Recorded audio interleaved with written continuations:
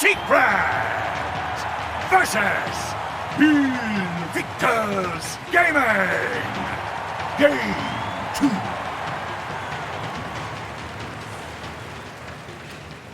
Welcome to Game 2 between Secret and IG. We're your draft battle, Level Plus, We 2000 and BSJ now joining me.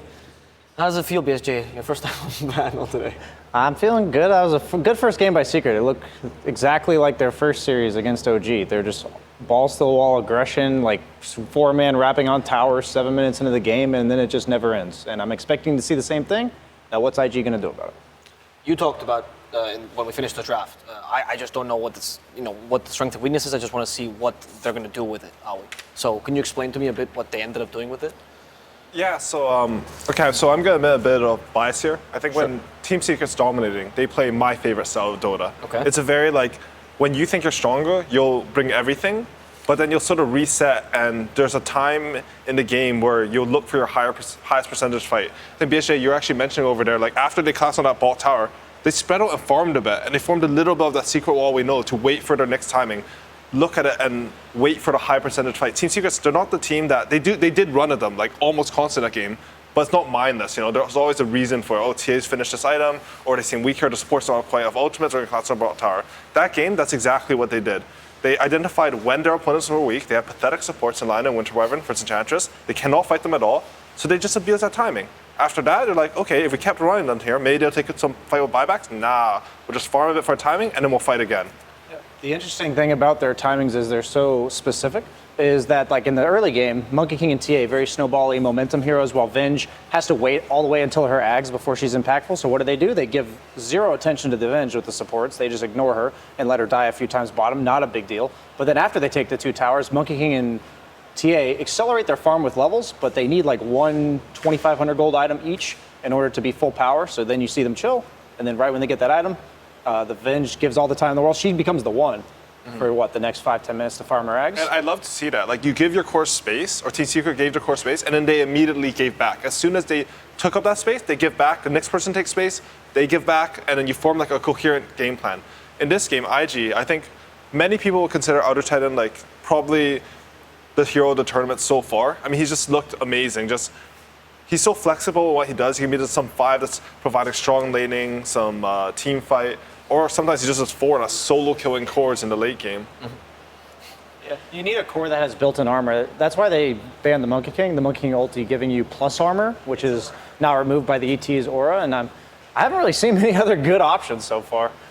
Yeah, I think teams have tried using Ursa a bit, just because the ultimate's doesn't matter if you have armor when your ultimate's on. But other than that, the traditional ones, maybe some Lifestealer, your Spellman, that hero is, well, I mean, you play Lifestealer. Yeah. Lifestealer's laning stage is just a bit rough, but any hero with built-in BKB is decent just because the aura doesn't go through it. So it effectively gives you armor. Team Secret has done the Enchantress before as well against this, and they did that last game not against an ET, but let's get them to think about it a bit more. I'm honestly surprised that IG want to play for Enchantress, because Team Secret here, they are going to pick it up. Because if they're picking ET, you have 100% they're going to pick Enchantress. They picked it against ET, against OG, they ran them over. They picked it without ET, honestly, okay, I'm going to tell you something. So, EG's right out of the tournament. So I played a bunch of Enchantress in pubs. I went to Bulba. I said, Enchantress is a broken hero. And he said, it's not as good in official as in real games, as in pubs. You won't get as many kills. But Secret, I think they're showing what Enchantress does. It's the only hero that allows you to snowball these things. No other hero could allow Secret to do what they did last game. Yeah, the creep just has extra armor and extra HP, so your diving towers they don't even exist. And like you said, I don't think there's any other hero that enables that. Yeah, no, this hero it's strong when played correctly. The thing is, I feel like you have to be an Enchantress manager to play this hero. And Puppy, I think Puppy's the best Enchantress. The jungle heroes, the Puppy Chen, Puppy Enchantress, they're on the next level. It's just that every creep you get decides what you're going to do with it. So you have to have infinite permutations of what you're going to do, because whatever camp you go to, it's one of the 5 big creeps. And that plays into Team Secret's strengths, in my opinion, which is their communication. Puppy receives this information, and maybe he hears something like, oh, instead of taking a creep from this camp, I'm going to wait a bit and get it from another camp. And this will allow me, because Nisha's talking about, oh, if he doesn't get the next rune, his game is really bad. Okay, I'll play for my creep for that one. How do you feel about this Lion pick? That's exactly what they had last game, and it doesn't do really much to the early aggression of Enchantress. I feel like they're kind of setting themselves up for a similar story. So when I play Enchantress, I like playing against Lion. The thing about IG, which, okay, so I like the Lion pick, I don't like the Lion pick. So if this was a pub, I wouldn't like Lion. But Kaka has played Lion, like, I think 9 times this tournament now, after last game. He's played Lion for 4 years.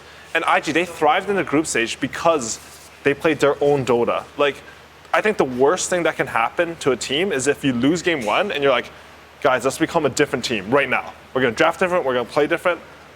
Like, Secret outplayed them last game, but I think this actually gives me confidence in this situation in particular. What are your thoughts on Lion? I think it's a hero that he gives you a lot of things that you no longer need to worry about. There's also a lot of heroes that I don't want to pick into it just because of the immense amount of disable. But then he opens up basically the need to jump him with a hero like Storm Spirit, Void Spirit that have immediate stuns, immediate silences from long range. And if you get one of those coupled with early momentum, I think he looks like he did last game. Because Lion's either, you can't scout him, you can't find him because they've got the vision and map control, or you just constantly have all your lanes shoved in, and then Lion is forced to reveal himself on like defensive towers, and he just doesn't look like the same hero. I'm honestly really curious that they picked Lion there, because if you look at it from a first pick perspective, usually how it's gone this tournament, you first pick what you think is a broken hero. Right. And on the 8th pick, where they pick Lion, 2 bans, 2 picks, you pick the strongest counter pick to the 2 heroes that you see. Mm-hmm. Usually that's actually a core hero. Yeah, I thought it was like a Luna or something. Yeah, I mean, here, I don't know if there's some hidden synergy with the ET, some, I don't know, spirit into finger. Maybe it's just like the vision and team fight, just they're good. I mean, they're a good support duo together. It's just, I don't feel like it has a oomph you need for that pick on first pick. I mean, first pick right now, you get counterpicked on a lot of picks right now compared to second pick. I mean, they have the 4th and 5th counterpicks on you. So now, what are these bans representing for IG? Because usually you'd protect this 4th pick, but you're not going to protect the Lion. So why did they ban Morphling? Yeah, Brian? when you have ET Lion, isn't that? I guess it's the Morph Shaker. They're just that terrified. It has to just be Morph Shaker. Like maybe they think even though they're countering Morphling, they'll take over the map too much with Enchantress, and you'll hit that timing with Shaker Morph. But I mean it feels wrong to me. Like if you're going to dedicate this much to Lion, and they're going to pick something bad against Lion into it, like I feel like you should just let them have it. Yeah, you might as well just pick a support or a core that's weak versus Morphling. Yeah. You're planning to ban it. Yeah. It's. I mean, we don't have the same information that they have. Maybe this is something that they've played in scrims, but it just, like, I can't describe exactly why. It just feels off. Like, right. And that's how I feel usually in drafts. So they did go for the Ursa ban, which I think is for the Outer Titan. I think, I can't remember who played it, but it was at this tournament. I'm not making it up. It was Ursa versus Outer Titan, and it looked very nice. it might have been Secret themselves, actually. Multiple teams have played it. Multiple teams. Just versus Outer Titan? It's just the enraged damage reduction. Okay. One of the few heroes makes that sense, yeah. can run at you early enough that the thing ET doesn't want is a core just running at him and not being afraid of just instantly dying. Yeah, that's a good. Also, when he gets its eggs, like usually in this tournament, I seen like ET versus I don't know, like Limp Sniper. I saw ET solo him 100-0. If you have an Ursa carry, he just waits for ET. It doesn't matter the magic command. You just go on him, you bash him, you kill him. Yeah. Now they ban out the Vengeful Spirit. So what is the purpose of this ban? Probably a save from the Lion. A lot of times the best way to deal with heroes like Lion is just a simple Force Staff. Same with ET Stomp. They have pretty predictable, like they're going to put one hero in front on the side of Secret against these type of heroes like Lion and ET. And since it's a very obvious time when you're going to use your spells. And when it's like ease of execution, you also just lost to it. Maybe you're going to pick another hero like Lina in the mid lane. That's positional based. Venge, surprisingly, before TI, for people who haven't been like playing a lot of pubs, it was very popular. It's received several nerfs, but the Ags itself, when you're basically a reincarnation Wraith King from the off lane that purposely dies because you get all your spells again. So when you have Lion, you never really want to deal with a hero that you can't comfortably burst down. Sure. They pick up the Wind Ranger Secret themselves. We have seen it on Yabzor earlier this tournament. We did theorize it could have gone mid, but they ended up putting it as a 4. So this could move the Earthshaker to a 3. But a little bit of flexibility, right? Yeah. This is from first pick. IG now have sort of 2 counter picks ish. I mean, not really, but you do see 3 heroes. I think picking Wind Ranger, as you mentioned, like you don't quite know what Secret's doing. Mm-hmm. I do think this is most likely a Wind Ranger 4 and Earthshaker 3. But honestly, like, it couldn't be anything. I want to add on one more thing about the Venge pick, is that when you play Enchantress as 5, because I played a lot of Enchantress, one of the things you want most is simple stuns. Venge is a hero that, you just have that simple stun. It's why, like, when you play Chen Enchantress, it's nice to have, like, a carry Sven. The other thing is, when you play Enchantress lineups, your teamfight damage is weird. Like Enchantress, she does a lot of damage, but it's slow single target damage. Venge is actually a 3 that if she has a good game, she provides more damage than you think just because of minus armor and aura. Just, you know, stun, you die, you stun again with eggs. You're also going to get the long fight. Yeah, because if they try to that's go on true. your teammate, the Venge saves them. If they go on the Venge, she's got 2 lives.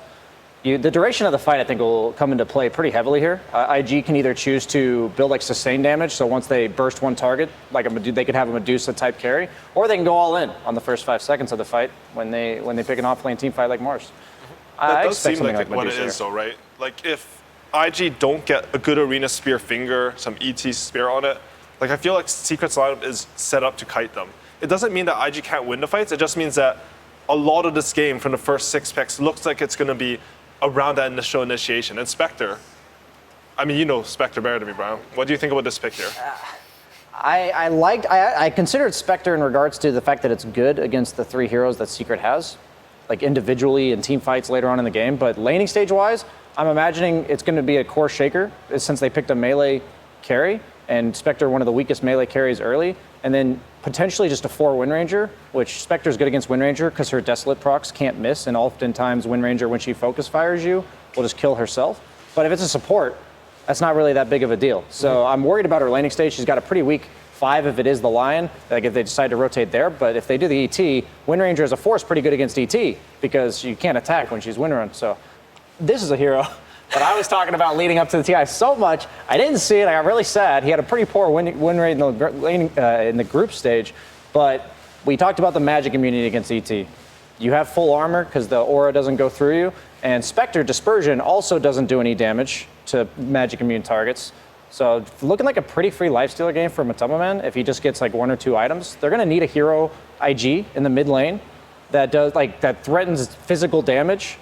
Single target, like something like a Razor. Necrophos would have been okay, not because he's physical damage, but because Lifestealer does play around using most of his hero or health pool and then infesting a target. But this last hero for IG, it's going to get lane countered, and it has to deal with Lifestealer. So, Yeah, I agree. I feel like there's a lot of conditions needed to be met for IG's last pick. And Lifestealer, honestly, I thought they were going to pick Sven there, but Matu Lifestealer, like that's a classic, you know. Even on Team Secret, I think your signature heroes do come out. And yeah, I'm trying to think as well, like just what do you need from IG's side? I feel like they sort of need a bit of damage, like sustained damage right now, right? Because they have a lot of bursts. Even the Spectre, I would say, going to eggs build. You're building eggs because you want to burst, you know, double dagger, 15 talent, some 700 nuke damage, Mars Arena Finger. They're all like, you see a target, you burst them. And I want them, I'm trying to think of, I mean, like in my head, it's just a spirit hero, but I feel like the game plan that's going to happen here is that Team Secret, what Lifestealer does as a carry is he has innate harass with feast as well as his Ghoul Frenzy, which gives him a lot of attack speed and bonus damage, but it's also sustained. So when he gets like level 5, level 6, he's a carry that doesn't need any help. He's not afraid of dying to a combo like Lion Mars until Lion gets level 6, which is 10, 12 minutes into the game. So what they can do is the Enchantress can support Lifestealer for what, 3-4 minutes and then just leave. And they can do the Venge treatment that Zai got last game, but instead it's just going to be Matama Man playing on his own. And they do go for the Kunkka. And that's because Team Secret, they banned out all the spirit heroes. Like I feel like this was a plan in the making, even from the second phase ban. Isn't Kunkka not good for Lifestealer? It's not. Like, I feel like nothing touches Lifestealer in this lineup right now. They're banking on killing everyone else first. Like, That's the or only like- other way to deal with Lifestealer. I mean, I know I've played Lifestealer and I play versus these lions and they hide in trees behind me. And they, you know, hex into some sneaky kill, but it's not reliable. Like when you play versus Lifestealer, you want something that makes this hero feel scared to be on the map. You can't just like control your safe lane. You're just like looking at him with 3 heroes and there's one Lifestealer hero hitting your creeps. Can you potentially kite him in this lineup? Because they're also really tanky. You can't fight him at all.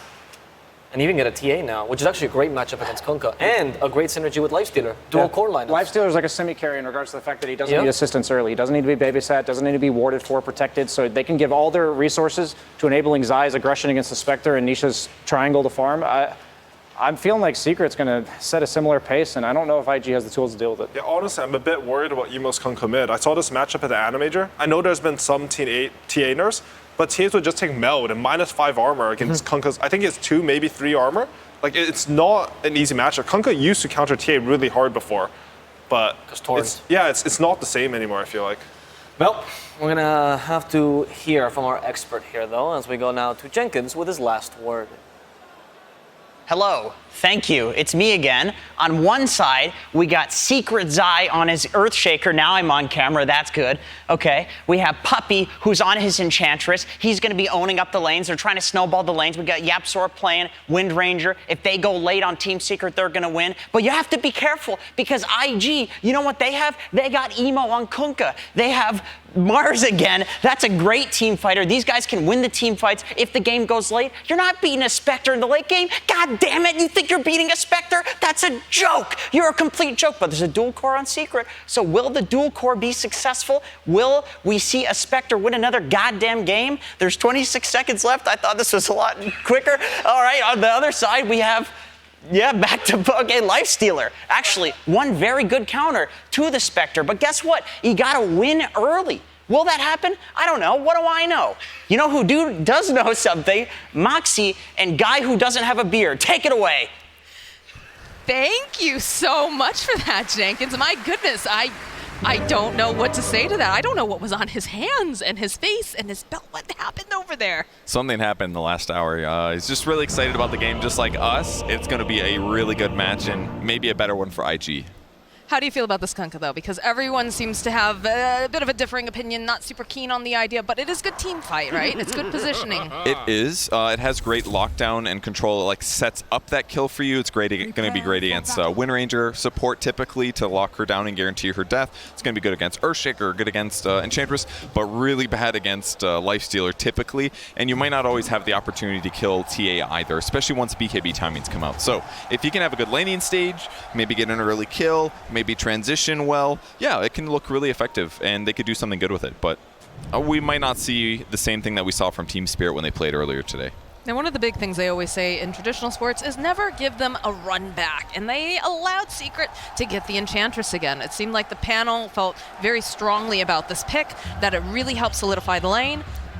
It is really good, but we got to remember what happened in the last game. He got a super early first blood on Kaka because he approached the lane in a cool way with the creep, and they stunned with Matoma Man. You don't get a lot of first bloods like that right off the bat, and that's like the make or break thing for Enchantress. It's like if you can get those kills, those high-skilled mobility movements that score you lane kills that you're not supposed to get, then she does feel like the best laning support. But if you miss them, she's going to feel weaker, and her impact in the mid game is going to be a lot worse.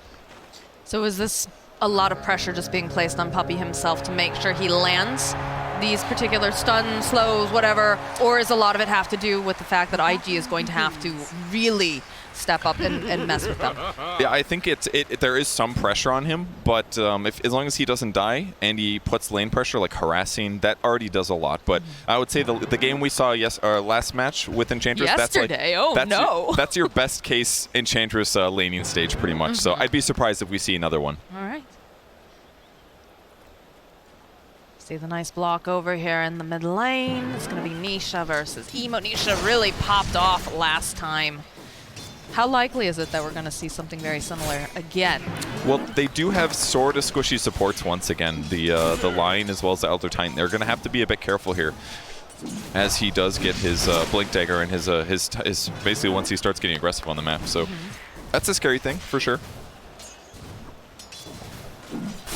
A lot of battling over camp stuff here. Kaka just trying to lower Puppy's HP so he can block the camp from spawning. He's already got the large camp blocked. Now just trying to run circles because he knows he's not going to trade as well as Puppy. Just dodging in and out of the tree line. This is some next level peekaboo going on. Kaka blocked it, so he accomplished his goal, but now he's got to get out. And this part is tough. How does he get out? Yeah. This is a nice advantage. Oh, all right. 60-something hit points. Pops the salve. Easy peasy. This is a cool movement or change for Enchantress. Rather than going for Enchant level 1, he's like, you know what? I'm going to change it up. I'm just going to get heal, and now there's absolutely no way you can out-trade me. That's one of the weaknesses for Lion. He's not the best trading hero. He's going to get speared to a wall. He's got heal, though. We'll see if he lives. It's going to be close. Oh, he's trying to heal up. Is it going to be enough, though, Purge? That's the question. Is he going to make you look like a fool? He had enough. The Tango usage and the ulti pop. So the only downside, though, heals a lot of mana, and he is out now. So it's going to be a little harder for him to fight, but he's got items coming. Top lane, a lot of harass being put back and forth. Especially with the Yapster just plinking away. You know, the Wind Ranger got picked up, and I swear to God, I heard a creature just scream somewhere in the arena. I heard it too. I didn't hear it, but I could feel my bones shivering. So I just knew something weird was going on in the stadium. I'm not sure what it was, but you know, honestly, in the drafting stage, I agree with some of the weird things, some of the questions about Wind Ranger. But Wind Ranger 4 against a double melee lineup, that looks great for me. So Ollie's not going to be able to abuse Astral Spirit and his high damage right click because he can just cast Wind Run and walk away. So it's going to make it pretty easy for a Wind Ranger to just put a massive arrows into Spectre. This has got to be very annoying for Fly. Ollie doing the best he can, trying to pull the waves, trying to just make some more breathing room for the Spectre. It's going okay. On the other side of the map, JT Mars, he's the last hit leader at the moment. He had a great game last game. I think he did a lot of the good things he needed to do to be successful, but one of the scary things about the IG lineup, again, is they're very burst heavy, and while Lifestealer's very difficult for them to chain, lockdown, and kill if he's able to cast Rage in time, his ulti is also a counter to burst damage, because it's not just going to be him defending himself, he can also pump a lot of HP into whoever on Secret gets gone on, so Lifestealer is kind of like doubly effective this game. I think it was a great pick. Already starting to see Nisha's farm start to get a little bit high here, has been stacking the camp off to the side each time. Have we seen any stacks moving around here? Oh, hold that thought. Puppy bottom lane. Again, these sprites just keeping them alive. Kaka has to be careful. They'll get the spike off. They finally hit Puppy, but they'll follow up with a kill on Kaka. Very close. Matu almost gets the kill first, going a little better for JT, and that's a great hero to start off. Ooh, he's going the Meteor Hammer Mars build. That's going to be fun. We've seen this in some games, and I think this is one of the coolest things about Mars right now. His early item builds are super variable depending on the game, and what this one provides is better burst damage. It allows him to get solo kills, whereas normally he can solo kill like some squishy supports, but now he's going to be able to kill these like medium HP heroes as well. So he's going to be able to ulti, spear somebody to wall, drop the hammer on him, and so for a hero like Enchantress, she's got to be worried about this. If JT hits a good timing on this Meteor Hammer, she just can't really play that close to him anymore. Your admiral is on board. You can see the movement coming out, just making sure that they can grab those water runes for their mid laners. Evenly spread out. Yaps are trying to find the perfect position. He's going to keep getting clicked here. Ollie. He's going to be fine. Does have some wards on him, and that's another thing too, just discussing vision. I felt like in the first game, Secret really just took away a lot of the map and was able to put down great vision the entire time. The second that they showed up, Zai was there. Hold that thought though, Ollie. Nah, he's fine. They could have maybe got him a little lower, but not worth the mana to throw the shackle there. They're just going to keep his HP a bit low until he pops his salve here. Cost him some money on his goal to do well as a support. And possible rotations. Yaps are just going to follow Ollie as well. Don't let him stack. Don't let him get stuff done mid. He even puts a ward down to spot where Ollie's ultimately going. They could use this opportunity to swing back top and pressure Fly some more, but for now, want to make sure they can cover the TA in the mid lane. Again, that's the hero they want to keep ahead. She's doing great. And now that Kunkka's 6, this is a timing where it makes a lot of sense for IG supports to rotate mid. You can see everyone moving. Trying to protect the TA, trying to make something happen. Kaka got held there. Creep, they're getting some body blocks. That's a decent amount of damage. It goes to stun. Back up over on the side though. Xbox spot into the torn, into the boat. Plus the sleep over onto Nisha. He's got to get out of there. Pops the fairy fire. Can he get out fast enough? Emo's trying to be cheeky, throwing back that high five that Nisha has been throwing at him all game number 1. But not quite enough damage. Kaka. Ooh, he's ticking down. Nah. You're fine, man, but he wanted to go back to the base. I get it. He's worried about something getting him. That was pretty funny. The power shot that hits, that's a kill. Didn't get it, though. So, pretty even game. That was cool to see both teams get ready for either of them doing a rotation. They ended up initiating great on Kaka, but not enough damage, and then they barely keep Nisha alive. That was fun. In the meantime, Puppy jungling aggressively, going to block ancient camps to limit some of those stacks. Once again, using Enchantress as a way to offset that stack advantage that they might have had from earlier on. But now Nisha might be the one getting the same pressure on the other side of the map. Ollie taking a couple hits from Nisha. So land the Echo Stomp Kaka for the opening. Land Spike over on the side. Power shot comes to Ollie. He needs to be careful. He's going too far. Hex comes out. Keep him alive. That was almost very costly Yeah, Yapzor was the clinch moment there. He was able to stun Emo from approaching there. Now he's the one in trouble. Yapzor might be tanking this gank here. Is it even a gank? Stomp, sleep, and there's the kill. Did make them spend a lot of resources though, so it's not the worst. Look at these double wards actually placed. This is a small mistake, maybe on the IG side, because they basically covered 2 of the same spots at pretty much the same moment, but on the bright side, lower chance they both get dewarded, so they're going to have great control over the tri-camp area if TA tries to farm there. Both the cores over on the side of Secret and on IG, about even in terms of their CS currently. Does feel like we have, oh, there's a nice shackle with power shot. Kaka walks into some friends, or maybe not, they're necessarily friends. It's a lot of damage actually. He had that enchant totem ready to go, so great pick off. Now Fly being the one pressured top. No Echo Slam, so probably not a kill here. Oh, the shackle, not quite. Okay, if that's Echo, that's very likely a kill here. 3 points in power shot is going to be huge damage output right now for Wind Ranger. So even though he probably won't have a focus fire, they're in a good spot in terms of their scalability, and Zai can keep pressuring Fly. Anytime he comes forward, enchant totem, AoE damage, follow up. Fly's low. He wants to go for the kill, but he's gonna run a Fly back and forth, and he's got to worry. There's just a power shot here. He's gonna die to the combo. Meanwhile, haven't seen much of Matumba Man here. Just kind of a gentleman's agreement between him and JT. We're gonna hit creeps. We're gonna, harass a little bit. But JT, important to note, has that Meteor Hammer online. Yeah, but the downside is that his ability to like spear into hammer it's not gonna happen basically. The spear stun duration 2.8. You need at least 3 seconds of stun to chain stun them. So that means that Matumba Man's always gonna be able to get rage off if he goes for this kill. So as long as Matumba doesn't have to worry about like Lion Hex for chain stun, then there's no way he dies. They can both farm pretty equally, and this is fine for Secret as long as they're getting other stuff done on the map. But at some point they will need to start crushing and getting kills. I like how you mentioned that. You can see that Lion was already making the rotation down to the bottom area. First, Puppy's creep spots him and pushes him back, but nothing like just getting whacked by the servant of an Enchantress. Yeah, this is really annoying to deal with. Any summon hero like this, you just run him at supports. He can't deal with this too well. Tranquil Boots is going to offset the regen, but like in 13 seconds and then time after that. So it just slows down all the pressure while Puppy gets a little bit of levels. And he's the perfect hero to sit down here. Oh, the top lane, the shackle connects, power shot, Gentle. They're going to immediately teleport people up though. And to try to protect Fly's eye. Perhaps he's gone too far, he's turning back around. It's thinking maybe he wants to go back in, goes to the Echo Slam. He's got himself a Lifestealer inside of him, pop right back out again. Ollie running away, Fly now sitting so very low, the shackle, it connects.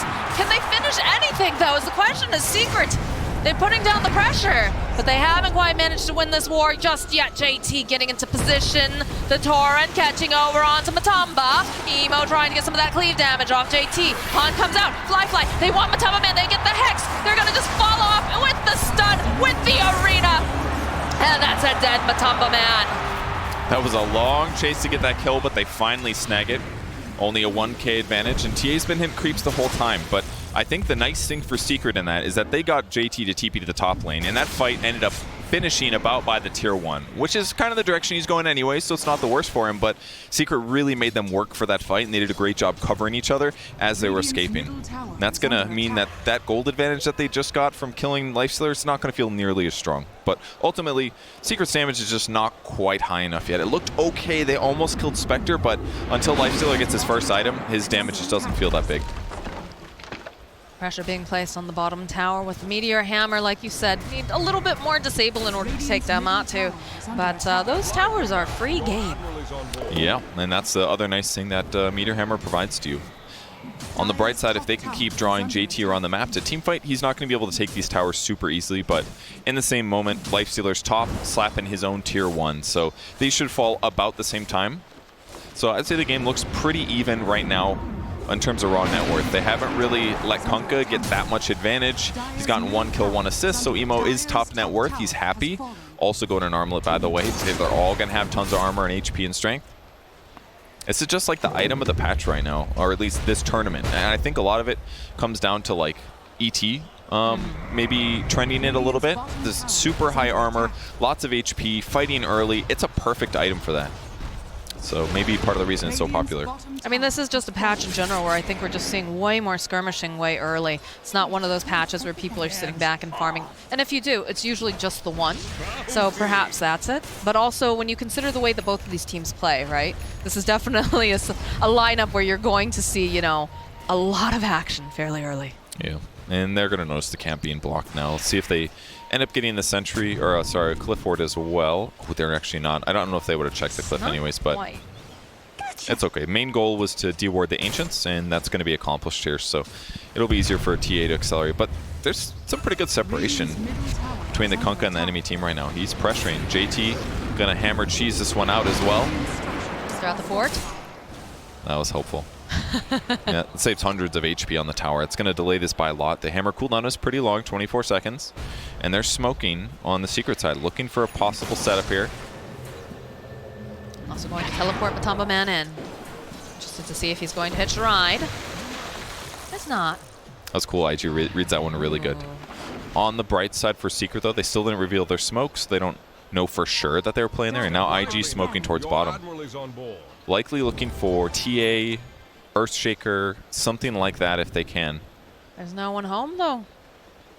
They've all moved over to that mid tower. They've read this quite clearly on the side of Secret.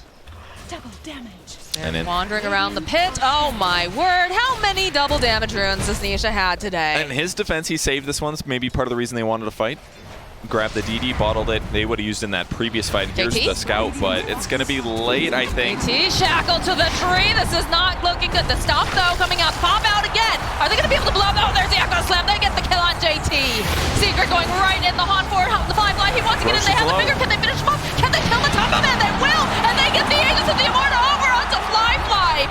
Nisha, he does so much damage, but he's going to be denied immortality this time around. Zai trying to get them off of that spirit. And they'll go right in again. Emo, that's a big melt strike. Kaka went down. It's going to be Nisha who falls as IG striking back hard. Fly-Fi, though. There's a trap. There's a stun. There's plenty of damage. This spooky ghost will get taken down the first time. JT joining back. Oh, Zai, though, with the quick fingers. He doesn't care about your arena. I mean, they got the Aegis stolen from them, but that was pretty good considering Dire also got the last hit, and it looked pretty solid for Secret. It looked like they were going to be able to finish it. They shackled JT. They killed him without him casting a single spell. That was the biggest accomplishment for them. But the downside was that Nisha started getting really scared that IG was going to haunt in and take the Aegis. So rather than finishing Rosh, he just started hitting the Spectre illusion, and at that point, things got a little bit hairy. Matumba Man also ran out of the pit, infested there on Zai so that he could jump in to get some damage output. So then when he ends up running towards the Rosh pit in trouble after using Enrage there, he's not able to infest an ally. He ends up getting gone on. Nisha's trying to buy some time so he doesn't get hit by the boat, and that just opened up IG a great opportunity to take this. But with that said, they cleaned up those supports very effectively. That lion kill right there was huge.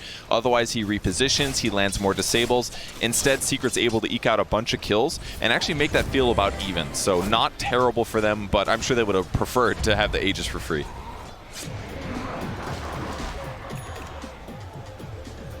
Picking up Fly as well at the end was really important. So IG's happy, but if we look at the scoreboard and the gold difference, it's still pretty even. Still anyone's game, just plenty of excitement though, which is what I like out of my Dota games. Me too. So now they're pressuring the mid tier 1. Puppy gonna take some creeps as well. A little torrent here. This is dangerous for Enchant. They're just poking the bomb with the boat. Do they have enough? The Shackle was in a good position. Oh, the Fissure, though, on the side, interrupting.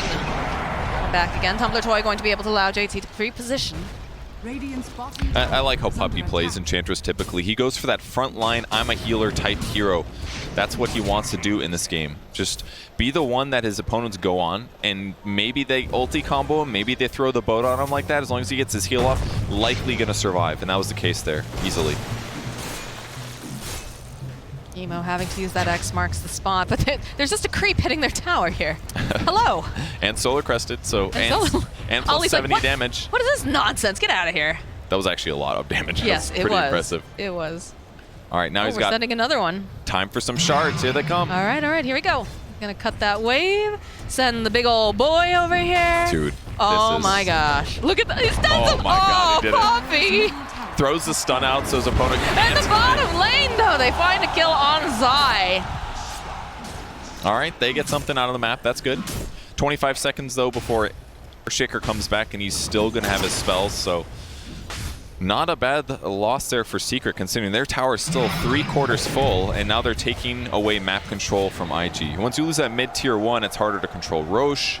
It's going to be harder for them to TP and back up their allies. It means pushing out the mid-creep wave feels more dangerous, and that's all dangerous stuff for IG.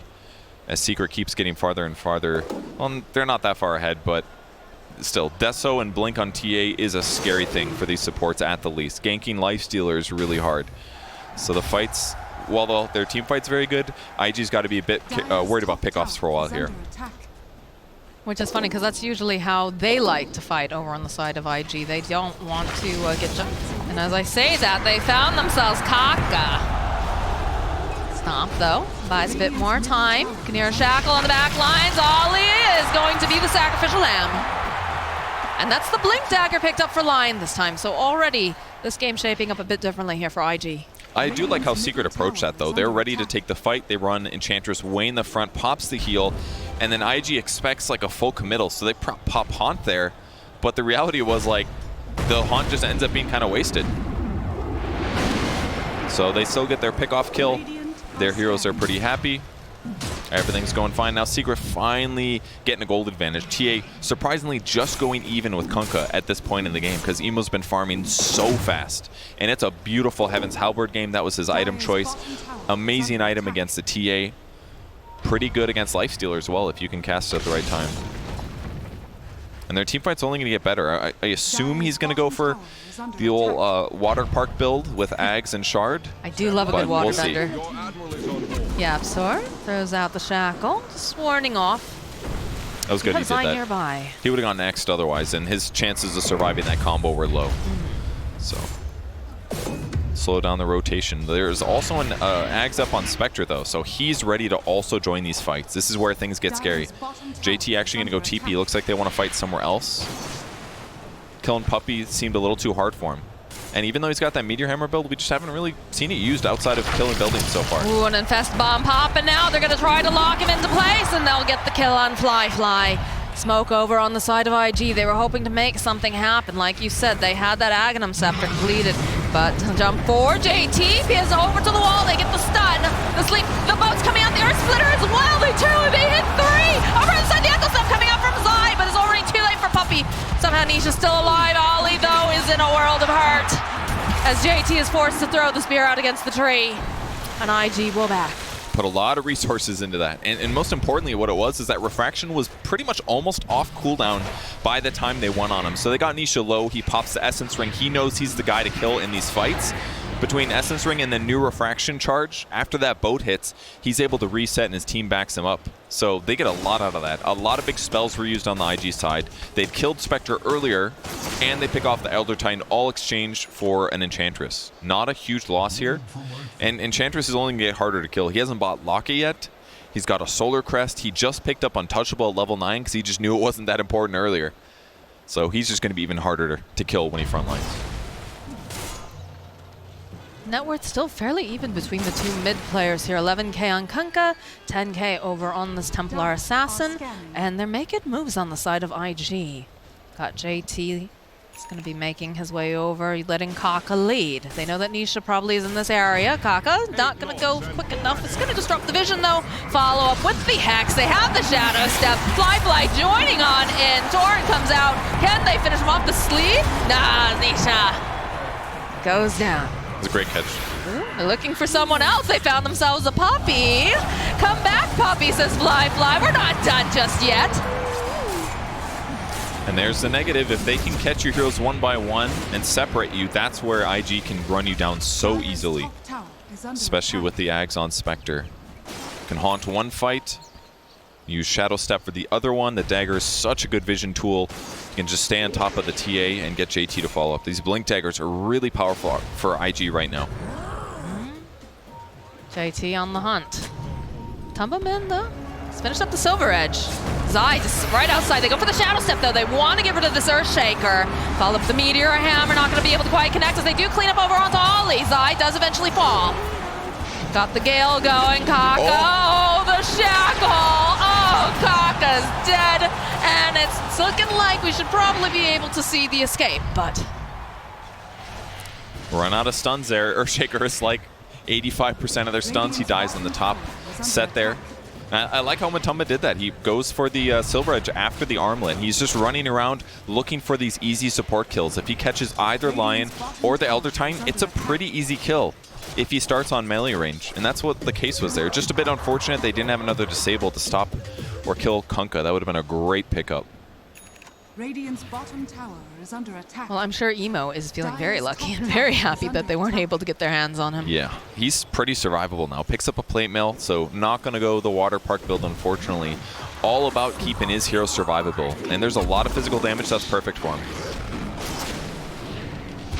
Some pressure placed on Emo. They send the Hellbear Smasher after him. And he's just going to back up, rejoin with the team. I wouldn't be surprised to see... Yeah, I was about to say, I bet we're going to see another smoke. Saw the Gale Force for the first time in that last fight. It was pretty fun. And it's so good when your opponents are trying to retreat, typically, because it just gives you, it basically like stuns them for a second or two if you can Gale in the correct direction. Lands those easy, it gives you those easy shackle shots. And now Puppey and Secret going to do the same thing. IG's position, they know Rosh is up soon. This is going to be the shard one. There is a BKB completed. Ooh, this could be Matumba Man in trouble top.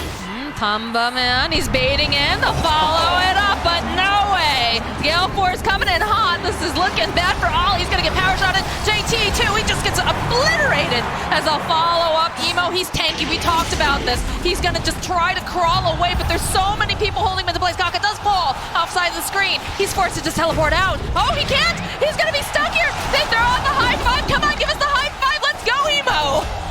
You're going all the way back to your base in a body bag. I'm surprised that fight was so one-sided, but it started off well. Mars dropped his ulti. That was, I guess, the most obvious part. He almost catches Lifestealer, but he gave him just a little bit too much time. He's able to infest the Earthshaker and get out of danger even though Enrage was gone. And once that was wasted and they whiffed their initiation, the rest of the fight was going to be really hard.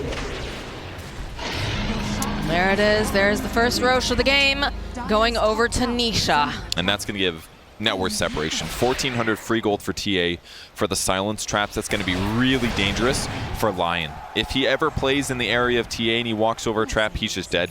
He's going to get silenced and TA is going to 3-shot him. No difficulty until he gets the Ghost Scepter. Purge, I'm pretty sure it's already scary to be a Lion in this game.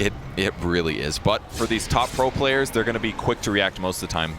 Matumba Man gets spotted here from the sentry and Ollie's running for the hills. Maybe they can turn this around to get a kill though. They have to be very careful in the way that they position. Look at this, the way that Secret, they immediately sweep to the side. IG lurking over in the shadows, looking for the perfect initiation. Zai, though, he's going to get initiated upon. There's no JT. With that Infest Bomb, the Gale Force, oh, the Shackle, he's just dragging the Sea Captain back. Mars, he's going to buy back all of the Earth Spy and go to follow up with the Arena. They're doing so much damage, they're going to be able to take down Matu. Kaka now running for his life. Nisha's just got too much damage. The buybacks are coming out. The echo from Zai buys him just enough time, but then they turn it around again. Puppey just getting caught by the rest of the side of IG. They strike back furiously. That was pretty solid for IG for what they wanted, but it did cost them 2 buybacks, one on Mars and one on Kaka, but hey, they were able to kill Matumba Man. He committed Infest earlier just to initiate so he could jump in with the Earthshaker. And at this point in the game, I'm beginning to doubt that a little bit in terms of effectiveness. I mean, he's already got a Silver Edge. Obviously, they're playing the Sentry Wards a lot, but I can't help but think I would prefer he initiates that way instead. Let's take a look at the start of the fight. Nisha gets X'd. They kill JT instantly. And at this point, when things look bad, JT buys back. Because they can put a lot of pressure into Kunkka, but he's really hard to kill. And when they get that sleep setup and that spear onto Matumba Man, he is super dead. Kaka gets cleaned up on the back line. ET gets pressured, but Zai gets X comboed. He gets pulled back into this. The Meteor Hammer lands on 2, which was amazing. Great comboing there. But 2 buybacks is going to make the fight a little closer to even. Emo in the mid lane. Nisha wanders by. A little bit of a Gale Force wind. He's a sea captain. He can deal with that, right? Yeah, absolutely. He's used to the powerful wins.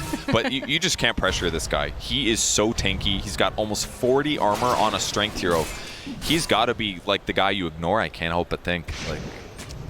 But that's the tough thing. Usually the mid players are a little squishier, these spear type heroes, but these strength tanky ones are a little bit different. The real goals on Secret, you got to kill JT, I think. He's by far the best disable on the IG side. And obviously the supports as well are great pickoffs. So once you get those guys dealt with, the supports and ideally JT, the other two are easy to work down if you have a hero advantage. Look at the dedication that IG is putting on the map to make sure that they're rid of just any vision, like those TA traps. They're just playing Minesweeper at this point, and also just trying to protect themselves from this Lifestealer. Right on top of a trap here. That's some good info, but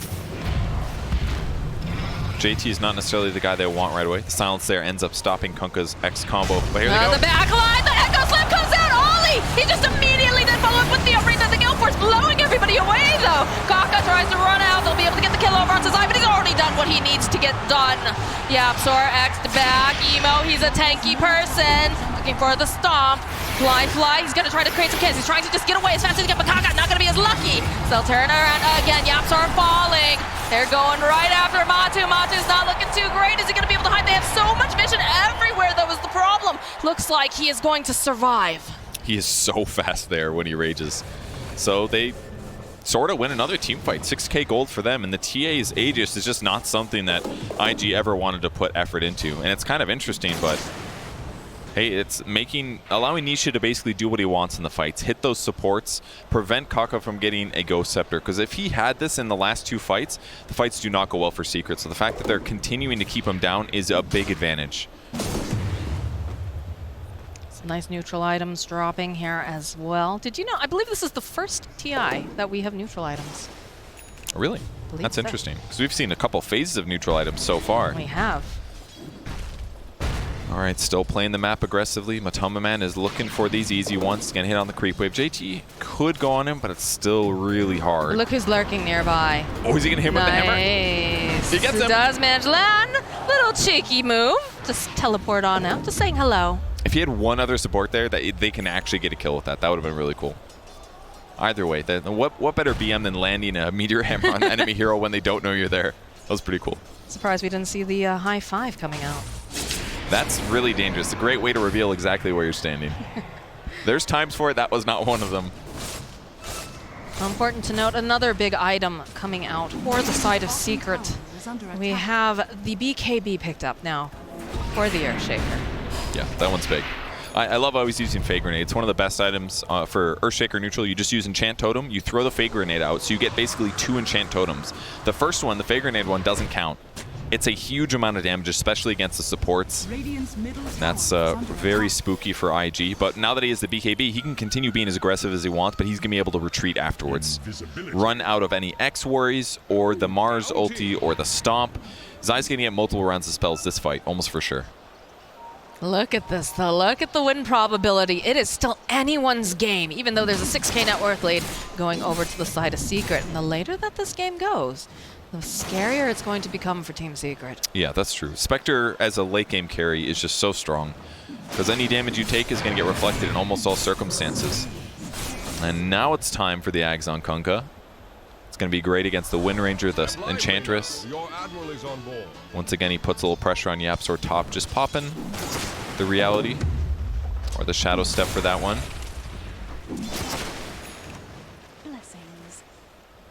You can feel the way that IG are just holding together very tightly. They know that their Spectre can join them in any sort of fight that breaks out. So, Man, Puppy's quite far in this game. This is one of those matches where he's just hitting creeps constantly. He bought the Shard.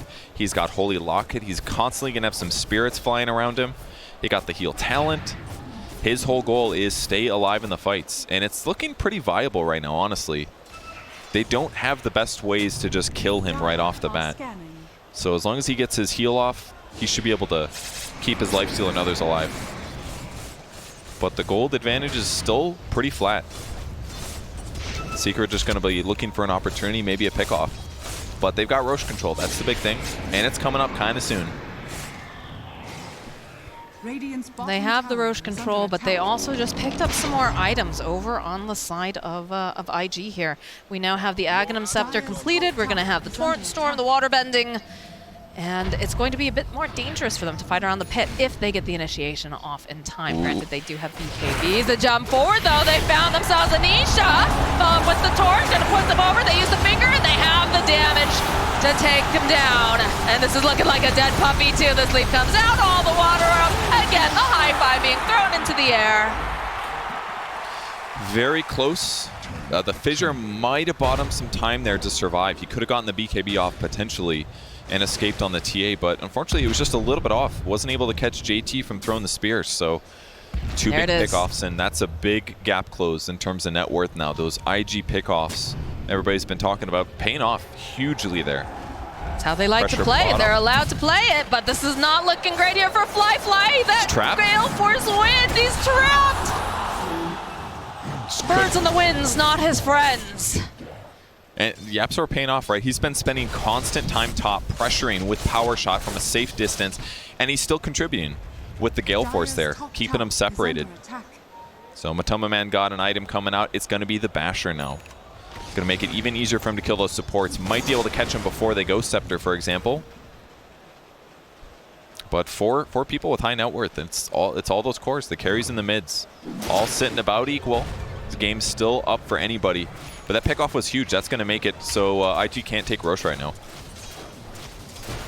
Gotcha. They should probably take advantage of it because the Templar Assassin is about to respawn. They're going to try to play the vision game, though. They've got a gem online. Matu walking into the pit, and they have to be careful. This Elder Titan. I said Earth or Elemental. Good lord. He's an Earth dude. It's okay. He's an Earth Elemental, isn't he? Yes, he is. He created Earth. Torrent landing on 2. They're going to try to finish it off quickly. The risky, the shackle, the pushback. They just go. They get it. Gale Force wind hitting on 4. It is so breezy today as they follow it with an arena. The silence landing over onto 3's eye is just chasing them down one by one. The push over again.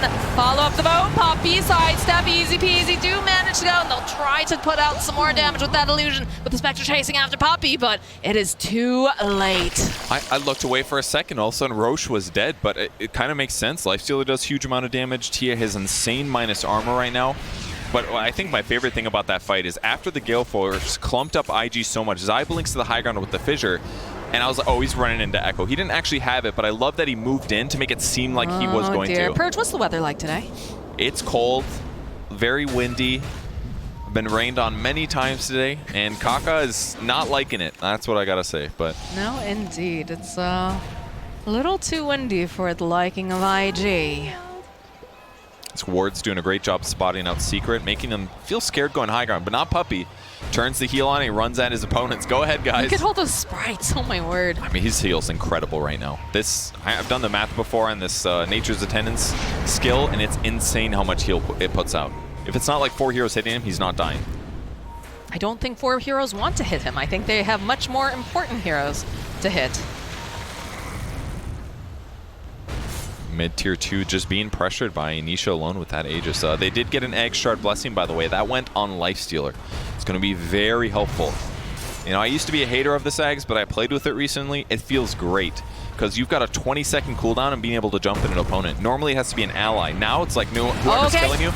The initiation going, and immediately the Echo Slams are coming up from the side, but they all get hit with the torch. That's going to be the Aegis just immediately got Zai is taken down. There's less control now. So Ghost Scepter coming in. Puppy, is he going to be able to make it out? It's not looking great, but over onto the back lines, Nisha. He's been disarmed. He's got the BKB, and still he's just taken out. Incredible team fight for IG. Oh, they're not done. They want Matu. They get there fast enough, though, is the question. Do they have the lockdown? JT, he wants this kill, but rest a secret. Will retreat. I'm sorry, they put the eggs on somebody else. Who's got it? I'm very confused. It must have been stolen. They must have gotten it on the IG side. No. It's on Zai. Oh, it's on Zai. Oh, I'm sorry. Zai. My bad. That's the one here I didn't click on. He did have it queued up before. Probably just called for it. It's very good on Earthshaker too, but in that fight, IG got a great pick off. Speared them right to the tower, picks off Earthshaker, no BKB able to be activated there. And that's not how he wants to start the fight. Is not indeed. Toma's gonna have to farm his own dang items, unfortunately. He'll get there though. Well, Spectre's really farmed though. Scotty Yags, Manta, 4,000 gold in the bank. That's a good place to be, I gotta say. He's got 4,000 health at the moment. It's gonna take a long time to eat through that. But with that said, they do have Silver Edge, so they've got ways to make it easier. The later this game goes, the nicer it looks for the side of Invictus Gaming. Other than the 10k gold advantage, yes. I totally agree. It's scary. But they still have, like, their team fights are still a little hard to execute. Mars' abilities, excellent if you can land the spear, but it can be a little hard. Kunkka combos, until you get like a Hex or something, you're always gonna have to play around your allies, basically. And against this many BKBs on the Secret side and a Lifestealer, it's gonna be difficult to land those combos. So as long as Secret keeps out farming them on the map, it looks pretty good for him. That Centaur with no respect here on emo. Get that out of here, he says. No vision as they walk over traps. Well, they had a gem, okay. But it got, there got it is, it. they have it. Mars is fine, he's got it. They'll clear up all these traps. Take back their outpost. Yeps are still doing the same thing, playing top lane, pushing it out. This is a good move, because then him or somebody else can threaten the rack. Pops the BKB to avoid the windy weather. Go for the shadow stab, though, throw up the arena. Yapsor, he's making them work for it. Making them burn some big spells. But he does fall. Oh, Flyfly jumps bottom actually on sees Nisha. himself a Nisha. Nisha popping his own BKB. He says, I want to get the heck out of here. Drops again. Please, cancel your TP. Safe thing to do for Nisha there. Is just pop that BKB and run. This is the nastiest thing about Scotty. It is an incredible slow against any ranged hero. So TA is super hard countered by it.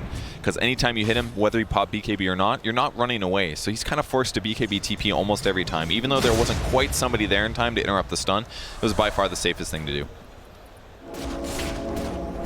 Secret realizing that the side of IG in the bottom area will be able to reclaim yet again. It's all about trying to keep control of this map, right? Especially when you're Team Secret. The fact that they have a Spectre, Spectre wants to be able to go hit these creeps, continue to farm, is so utterly important.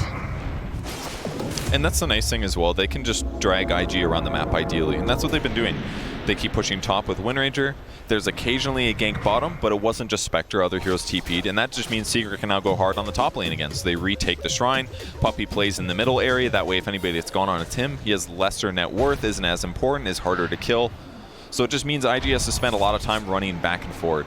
So as long as Secret doesn't overcommit to bad fights or engage in one of these poor engagements, then they should farm a little faster than their opponents. And that's why they've been able to stay even. Do have a smoke coming out from the side of IG. They want to take advantage and try to gain some of their ground back because it's been very difficult. Puppey not necessarily the one that they want, but the rest of Secret playing very far back, baiting Puppey. I love that he put his creep here. That way if the smoke breaks, he's going to see uphill. Make it a little safer for him to live. Oh, it's going to end off here. Go, follow the shadow step, the Gale Force wind coming in, but they have the burst damage. Zion to the back line, so with the Infest Bomb, we'll be able to clean up on Kaka. Air Splitter gets dropped. Secret backing off. All right. Good disengage, a little bit of a trade there. I like how Puppey didn't even pop his heal. He knew he was super dead there. that was a little too much damage for him. But getting a little support pickup, that's the crucial disabler, the one that makes it by far easiest for IG to win a team fight. So taking him off the map is going to mean that Nisha and Matoma Man can farm more aggressively right now if they wish. And now it's basically Nullifier territory for the Secret lineup. Those are it's the item that's going to counter all of the Ghost Scepters or other evasive items that IG are using to be effective. Mars is going to miss having a Ghost Scepter, I gotta say. He does have BKB now, so he's got some solution, but... Mars does have a Ghost Scepter. No, I mean, but Nullifier's gonna nullify... Oh, right, I didn't mean to say nullify it, but you know what I mean. Once he's got BKB, it's gonna provide good protection from Nullifier, but if they can get pickoffs on, like, Lion at the start of every fight, that's gonna be really good. All right, well, take a look at that net worth between the cores here. It is just so neck and neck. It is. It's a really close game. Rosh up could respond. Rosh could respond in 20 seconds here. It'll be very important that they're able to take out the Elder Titan before they get in. They just have so much AoE team fight on the side of IG. It's very scary for the side of Secret, but there's some pressure being placed over in the top lane. See Nisha's poking over at Emo back and forth. They're smoked up. I kind of feel like IG has two plays now. They either like disable pick off somebody, or they just wait out the or fight through the BKBs, try to stay alive, and then drop mega strong Kunkka abilities. But Zai almost going high ground. Just really thinking about it. Coming out from the side of IG. They're hunting. They see Zai. The Yapster is going to be the first person that they spot out. Follow up with the Fissure, the Shadow Step, and that is going to be a dead Yapster. Do they get anything else? That was the question. Yes, they do. They found themselves a Nisha, and the jump forward again. Echo Slam comes out. They'll get the kill on JT. Followed up with the Gale Force Winds. My God, it is just a tempest going on over here. JT buying back. X marks the spot over onto Puppey. They have a decent amount of damage. They're going to follow. They get the shackle up, though, over on the side. Kaka falls. Emo chasing after Puppey. Another buyback. This Lion is not happy to be sent back to hell, and he wants to be a part of this fight. The Rosh is going to be coming up soon. They do not want to allow Secret to get their hands on that Aegis. Yeah, very important you're alive here. So JT comes back. He runs right for his gem. It looked a little scary there. It's a good moment to throw up the shield and run away, back away very slowly from Secret, but small gold advantage with those buybacks, and they're just going to start it. They just walk right into the pit. Torrent tossed out. Got the vision. Follow the Gale Force right into sleep, and now the Force. No, is it going to be enough? Do they have the vision? They go jumping right back in again. Side, they have it. They'll turn around the silence. Everything coming out now. They'll take down Kaka. There's a stop. It's beautiful as they go right back in, and they're just dishing out too much damage. They'll take out Emo now forced to run. The shackle connects. He'll be next to fall. They get another step fly. Just cutting way over onto Nisha. Is he going to be able to stay alive? He's going to be there. Oh, he's not. Downhill. Go. They'll follow up and get themselves a kill on JT. Buybacks a mass coming out from the side of IG. They got to buy back. They can't let this Rosh go down. But with that said, Secret's going to hit it. Lifestealer was the crucial kill there. They had to get him. They had a great setup. They landed a stomp, they landed a stun, they spear him to the back wall, but they just couldn't gap close and finish him off. Here's that fight. It was Torrent first. They go for stomp. They go for impale. That push from the Wind Ranger just made it hard, and the double shackle as well. Landed on Lion and Emo. As a result, Matoma gets rage off. He starts lifestealing. He kills the supports, and then he gets an invest on his ally. His HP slowly going up there. And finally, they're able to start picking off heroes when he pops back out. Emo again shackle shotted by Yapzor. Those disables so crucial for them to win the fight and grab the Aegis. And now they got another free X. Oh, it's windy weather again. Gotta wear a warm coat. Emo, the break, the silence.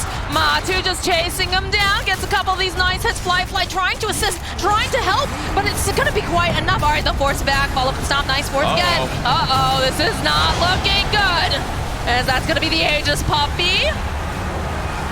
Are they going to be able to go in and save Matu is the question. It's pretty damn difficult.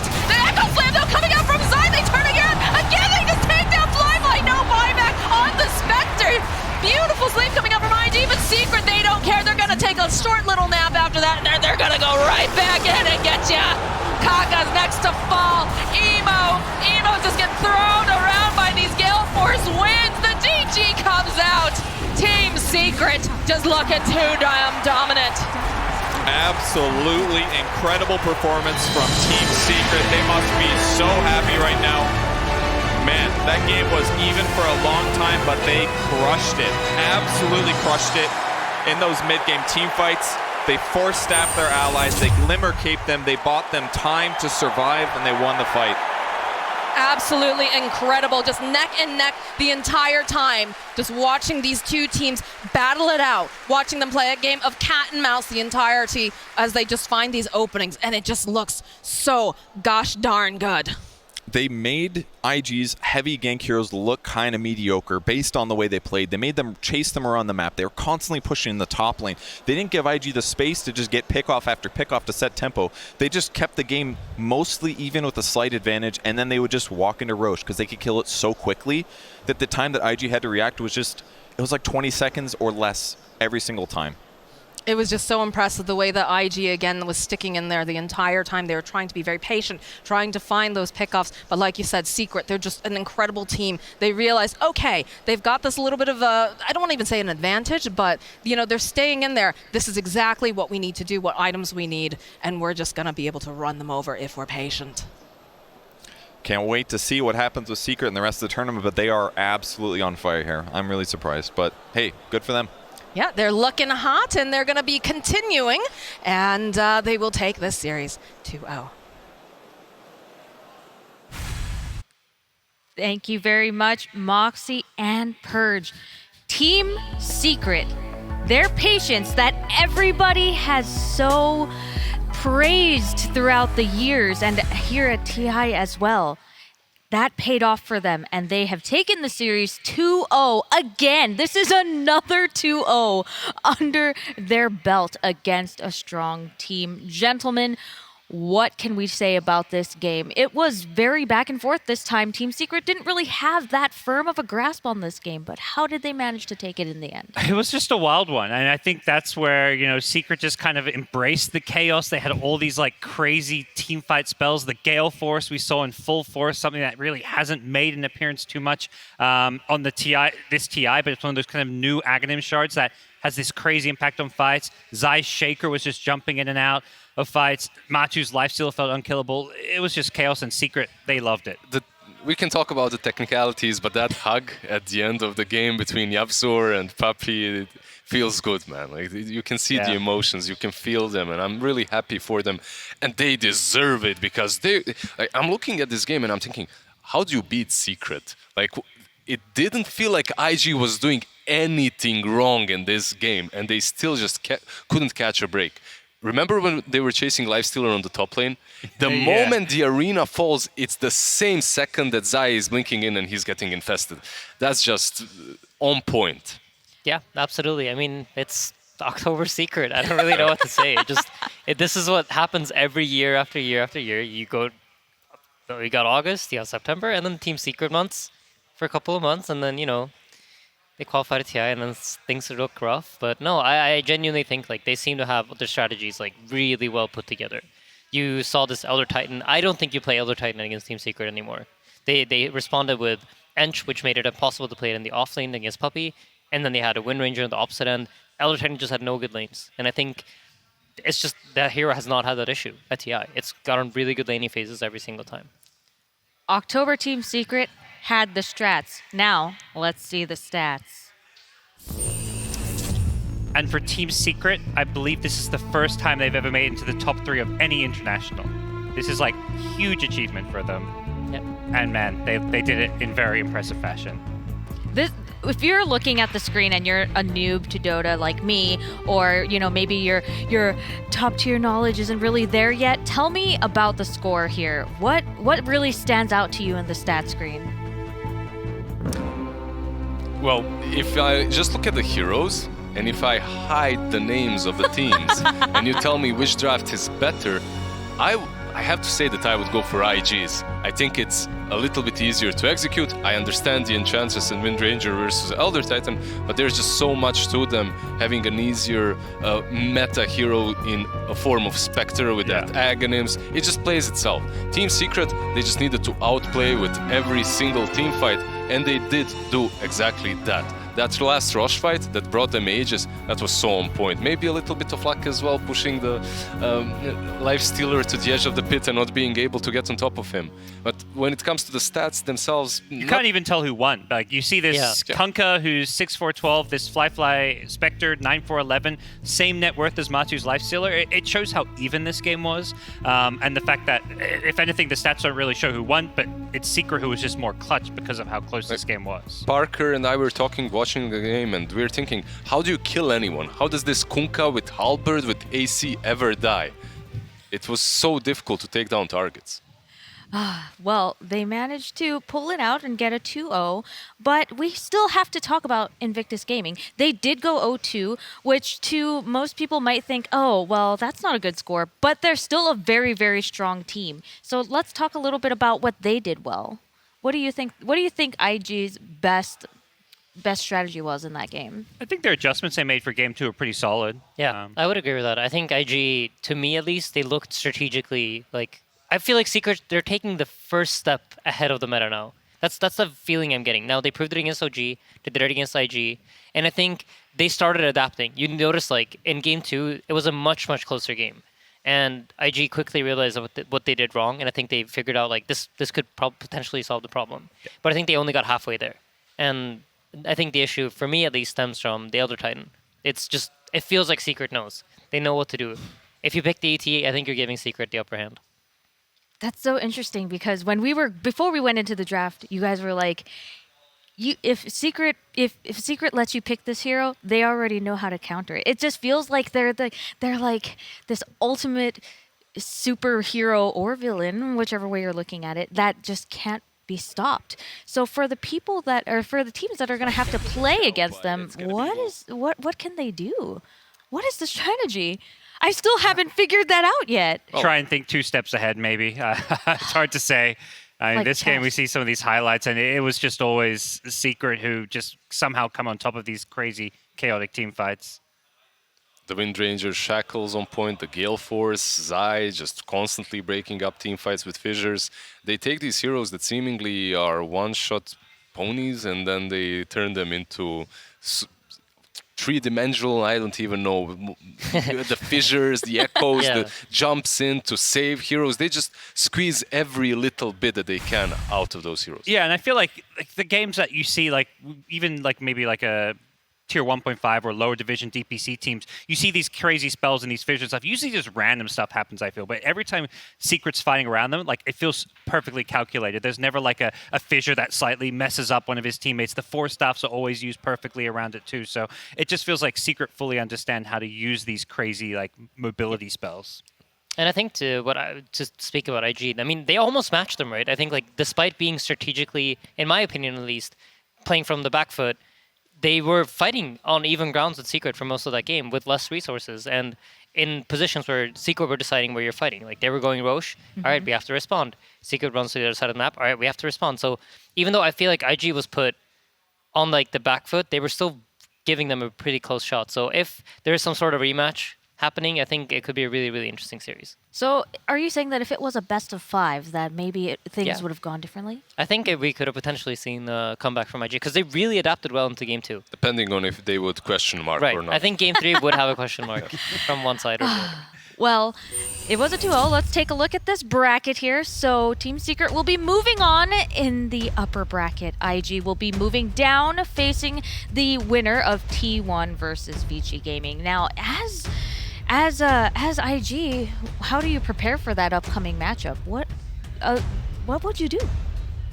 I mean, they're just going to study their opponents. I mean, they're going to be watching that Vici Gaming T1 series like a hawk and, study exactly what they're picking, how they're playing. I think for IG, you still got to feel at least like you're going to be going into your next series with like an information advantage. You can kind of see what happens in those drafts. They get a bit more time to prepare for their opponents. So I don't think for IG it's time to panic or anything just yet. You have information advantage, and in the last 6 months, you were pretty much always the favorite against these 2 teams. So I think that they have what it takes to take that series. Okay, well, let's see what our winners thought as we go to an interview with Frankie and Zai. Thanks, guys. Zai, how does it feel to quite literally echo slam your way into a guaranteed 3rd place here at TI? Extremely good.